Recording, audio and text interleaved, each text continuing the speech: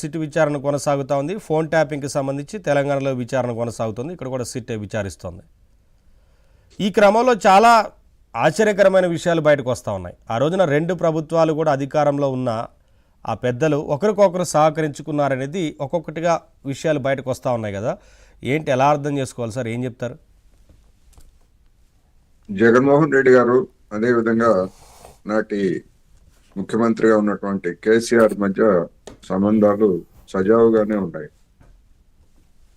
ఉమ్మడి రాష్ట్రానికి సంబంధించి పరిష్కారం కావాల్సినటువంటి అంశాల మీద వారు ఎక్కడ బహిరంగంగా దెబ్బలాడుకున్నది కానీ లేకపోతే ఒక శత్రువుల మాదిరిగానే వ్యవహరించుకున్నటువంటి తీరు మనకి కనిపించదు.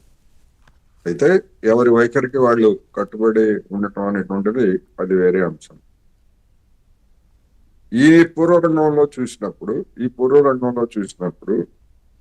ఇప్పుడు కనిపిస్తున్నటువంటి సిట్టు విచారణలో కావచ్చు, లేకపోతే శ్రవణ్ రావుతో పాటు సహ భాగస్వామిగా ఉన్నటువంటి మరొక వ్యక్తి, ఇద్దరు ఆ ఫ్లాట్ దుబాయ్ లో ఉన్నటువంటి హోటల్ పైన ఉన్నటువంటి ఫ్లాట్ లో యజమానులు ఇద్దరు, శ్రవణ్ రావు ఇంకొక అతను ఉన్నాడు. అతను చెప్పేదాన్ని బట్టి ఇతను చెప్పేదాన్ని బట్టి ఇద్దరికి సమాన భాగస్వామ్యం ఉంది. వారి సతీమణుల పేరుతోటి ఆ ఫ్లాట్లు ఉన్నాయి, వాళ్ళు ఉండటం, ఇవన్నీ మామూలు అందరూ చేస్తున్నటువంటివి. కాకపోతే ఏంటంటే ఇక్కడ లింక్ ని ఎస్టాబ్లిష్ చేయాల్సి ఉందనేది నా అభిప్రాయం. ఎందుకంటే లిక్కర్ స్కామ్ లో నిందితులుగా ఉన్నటువంటి వాళ్ళు ఆ ఫ్లాట్ కి ఎందుకు వెళ్ళారు? దుబాయ్ లో వారికి ఏమి ఫ్లాట్లు దొరకలేదా, లేకపోతే ఉండటానికి ఎక్కడ అవకాశాలు లేవా అనేటువంటిది ఒక పెద్ద ప్రశ్న.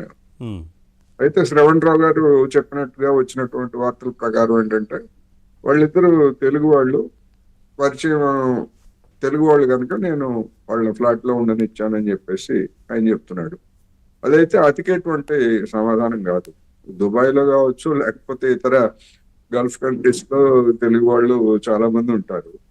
తెలుగువాడు అయినంత మాత్రాన తీసుకొచ్చి తన ఫ్లాట్ లో పెట్టుకొని ఆశ్రయం కల్పించడం, మంచి చెడ్డలు ఎవరేమిటి, వాళ్ళే వేరే అబౌట్స్ ఏమిటి, వాళ్ళు ఏదైనా నేరాలు చేసి పారిపోయి వచ్చారా, లేకపోతే ఇంకా ఇతరత్ర కారణంతో వచ్చారని ఎవరైనా సొంత ఇంట్లో దిగేటప్పుడు ఎంక్వైరీ చేస్తాం.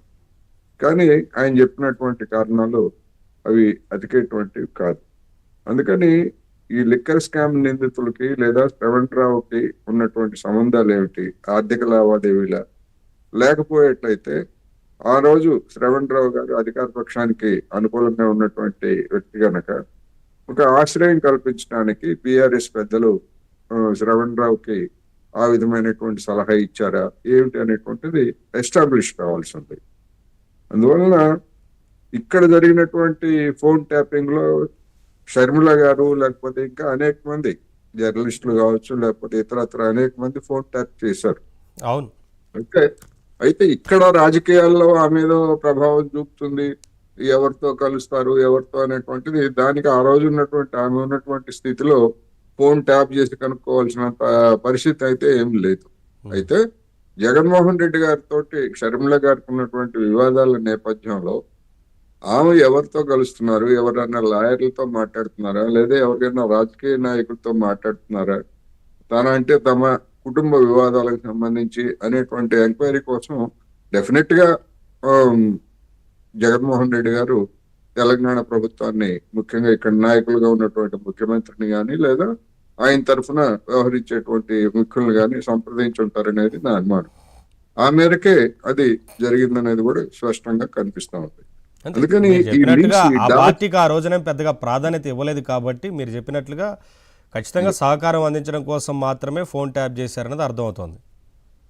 అది వాళ్ళ వ్యక్తిగతమైనటువంటి సంబంధాలు, కుటుంబ సంబంధాలు, ఆస్తి వివాదాలు ఇవన్నీ అప్పటికే మనకు బహిరంగ మనకు తెలియకపోయినప్పటికీ అవి గూడు కట్టుకొని అప్పటికే పెరుగుతున్నాయి.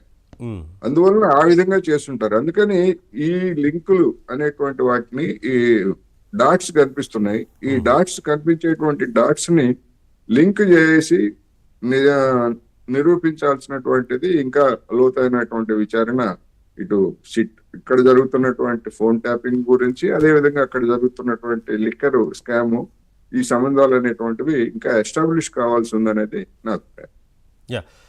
కిషోర్ గారు మీరేం చెప్తారు? ఇరువురు కూడా ఆ రోజున ఆ రెండు పార్టీలకు సంబంధించి మంచి సత్సంబంధాలు కొనసాగించి ఇటువంటి విషయాల్లో కలిసి ముందుకు వెళ్ళారనేది కనిపిస్తూ ఉంది కదా. ఈ ట్యాపింగ్ వ్యవహారం కావచ్చు, అలాగే లిక్కర్ స్కామ్కి సంబంధించిన నిందితులకు ఆశ్రయం కల్పించడం కావచ్చు, చాలా విషయాల్లో